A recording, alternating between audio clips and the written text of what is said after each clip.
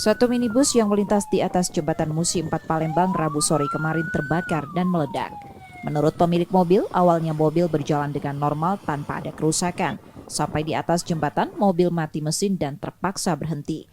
Saat dinyalakan kembali keluar percikan api dan asap. Api bisa dipadamkan 30 menit kemudian setelah 2 unit mobil damkar Kota Palembang diturunkan ke lokasi.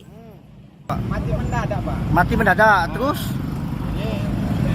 Mati mendadak, kita rem dulu kan. Nah, kita berpikir-pikir dulu kenapa bisa gini, selama ini tidak pernah kan.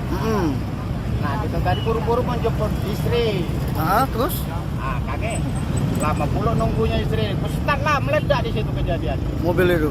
Sedari awal kita tahu nggak itu, Pak? Kalau konslet apa gimana, rada enggak? Nggak tahu, Pak ya? Tahu. Yang bagus dari tadi. Keluar apinya dari mana? Dari depan? Dari bawah. Dari bawah, Pak ya? Iya. Pemilik mobil menduga kebakaran terjadi kuat dugaan karena arus pendek listrik mobil. Yudi Kiswanto, Kompas TV, Palembang, Sumatera Selatan.